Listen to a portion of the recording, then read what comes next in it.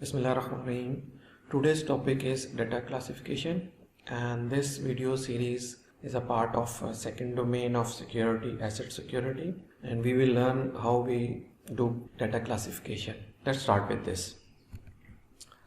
The first step in asset security is to classify and label the asset. Asset means आपका data भी हो सकता है asset, फिर जिसके ऊपर डाटा स्टोर होता है, जिसमें यूएसबी स्टिक ड्राइव हो सकती हैं, फिर आपके पास हार्ड ड्राइव हो सकती है, टेप ड्राइव हो सकती है, रैम, जिसके ऊपर आप डाटा स्टोर कर सकते हैं, वो भी एसेट कंसिडर होती है। ठीक है, okay. What is the sensitive data?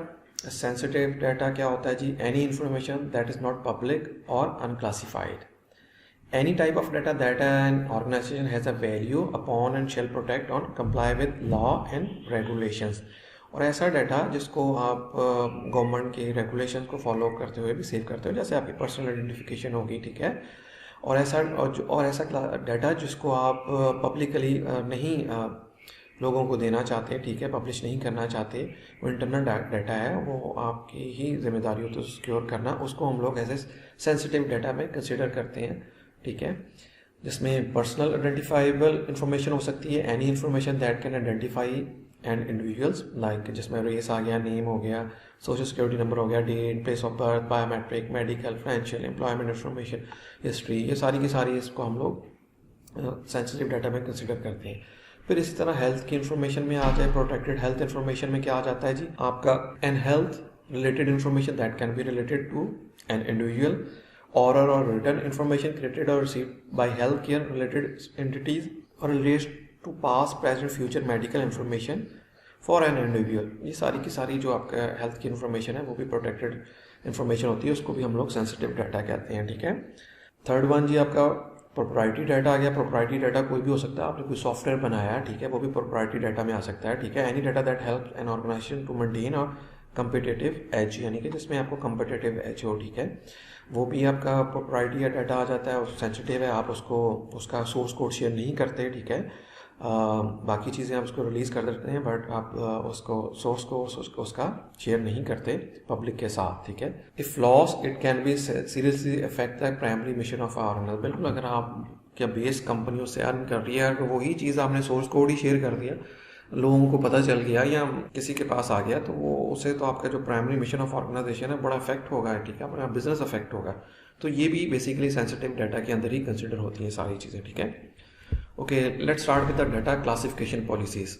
सबसे पहले याद रखिएगा, मैंने आपको पहले भी बताया था लास्ट टाइम, कि एक सब्जेक्ट होता है, एक ऑब्जेक्ट होता है। सब्जेक्ट मीन्स आप कोई भी पर्सन, उनको हम सब्जेक्ट्स कहते हैं, और ऑब्जेक्ट जिसको इस चीज़ को वो एक्सेस करने की कोशिश कर सकते हैं। यहाँ पे डाटा ऑब्जेक्ट जो होता है वो डाटा हो सकता है। ठीक है, या किसी भी चीज़ को जो एक्सेस करेंगे वो आपके ऑब्जेक्ट्स होंगे। ठीक है, सबसे पहले क्या करते हैं क्लासिफिकेशन पॉलिसीज के अंदर, क्या होती हैं उसके अंदर, क्या कि आप जो भी डाटा होता है ना उसको लेबल्स लगाते हैं। ठीक है, यानी कि साइन टू ऑब्जेक्ट्स, उसको ऑब्जेक्ट्स को हम लेबल असाइन करते हैं। The label is use to allow subjects with the right clearance to access them, ensure user can easily identify the classification of the data. बिल्कुल, डाटा की classification की जाती है और उस पर हम राइट्स लगाते हैं कि कौन इसको एक्सेस कर सकता है और कौन नहीं इसको एक्सेस कर सकता है। ठीक है, फिर क्या आ जाती है? क्लियरेंस आ जाती है। क्लियरेंस जो होती है वो सब्जेक्ट के ऊपर लगती है।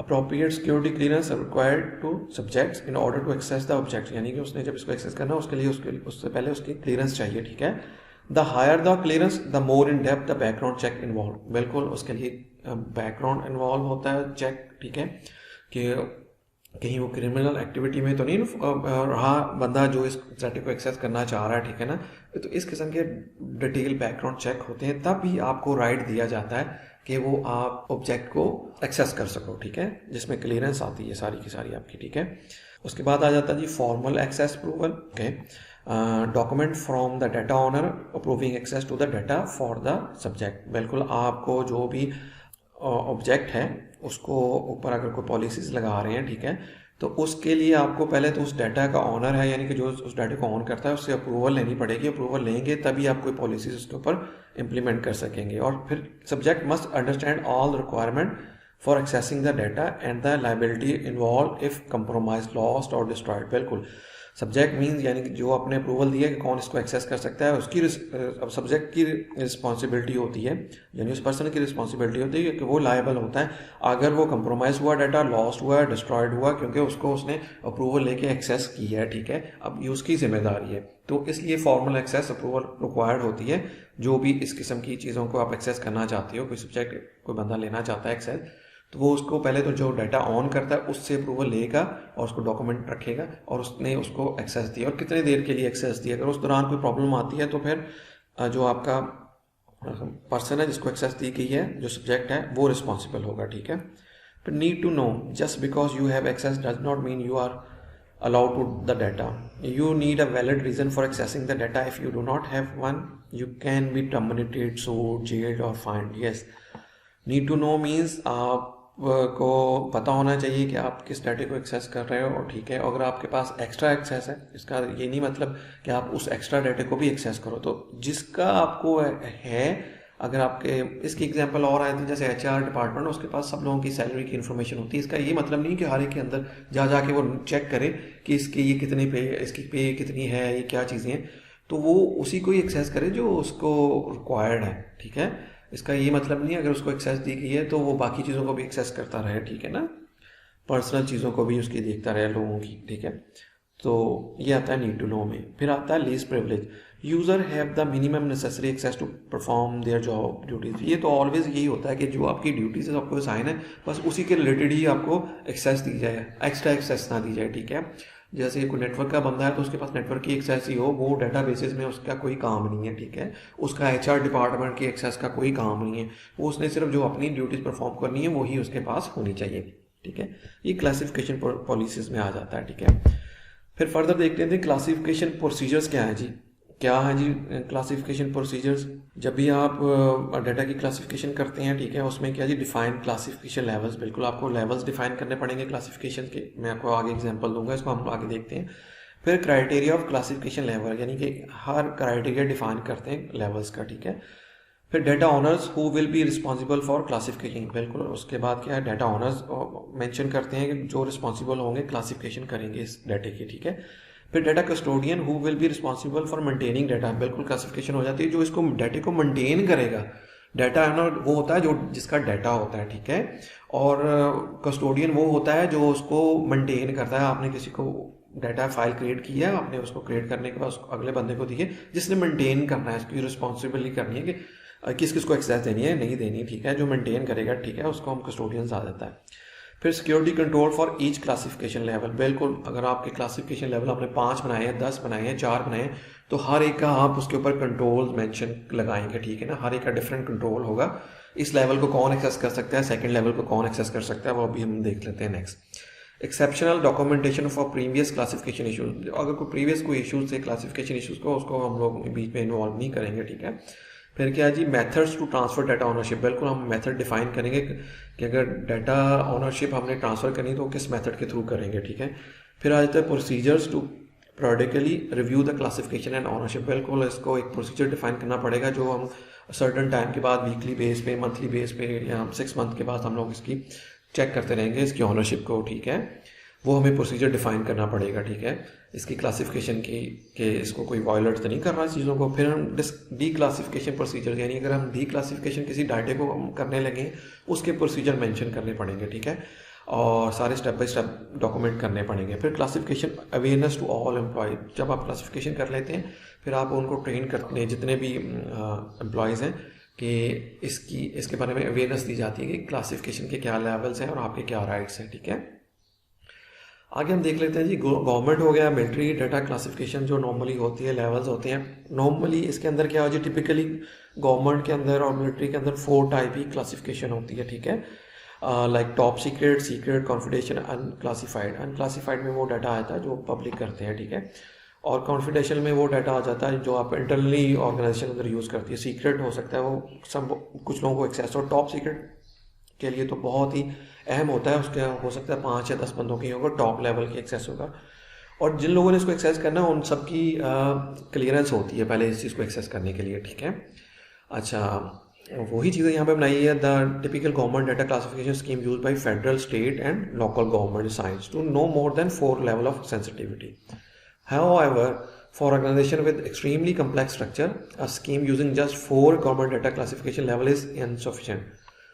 यहाँ भी बताया गया कि कुछ ऐसी ऑर्गेनाइजेशन भी हो सकती है गवर्नमेंट में जिसके लिए 4 जो है इनसफिशिएंट हो, ठीक है। तो फिर उसमें क्या, हम एग्जांपल ले लेते हैं, जैसे नेटो की है, ठीक है। नेटो क्या करता है जी, उसके अंदर मोर देन 4 क्लासिफिकेशन, जैसे कॉस्मिक टॉप सीक्रेट उसने एक क्लासिफिकेशन की हुई है, ठीक है, ये एक लेवल डिफाइन किया हुआ है, फिर सेकंड लेवल ये डिफाइन किया, थर्ड उसने कॉन्फिडेंशियल लेवल किया, फिर सीक्रेट लेवल डिफाइन किया हुआ है, फिर अनक्लासिफाइड उसने कॉपीराइट डिफाइन किया, और एक फिर लास्ट में उसने नॉन सेंसिटिव, आप कह सकते हैं उन्होंने 6 लेवल डिफाइन किए हुए हैं। इट डिपेंड ऑन ऑर्गेनाइजेशन वो कितने लेवल डिफाइन करती है, लेकिन स्टैंडर्ड ये है कि 4 या 3 वही यही स्टैंडर्ड चलते हैं, ठीक है अंदर।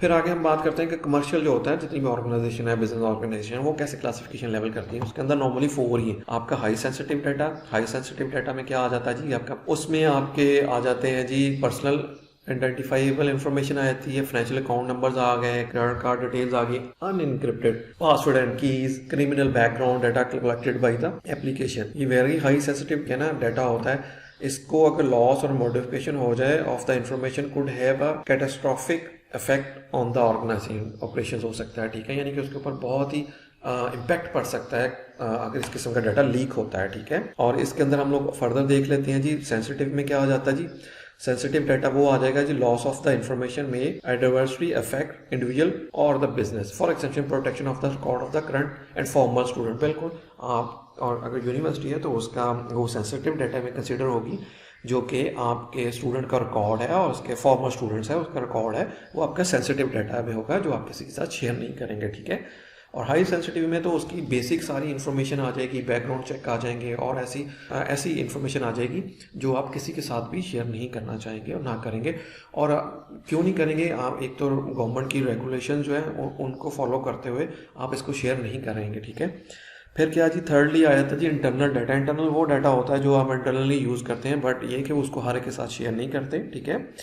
This include any information that is potentially sensitive and it's not intended to be shared with the public, such as memos, internal correspondence and contact list वगैरह जो इंटरनली आप शेयर कर रहे होते हैं, वो इंटरनल में आए थे। फिर पब्लिक डाटा आता था information that may be disclose to any person, ठीक है, regardless of their affiliation with the university, such as press release, courses and education catalogs and application, जो चीज़ें आप पब्लिक कर सकते हैं, ठीक है, वो हम लोग पब्लिक क्लासिफिकेशन में लेके आते हैं, ठीक है।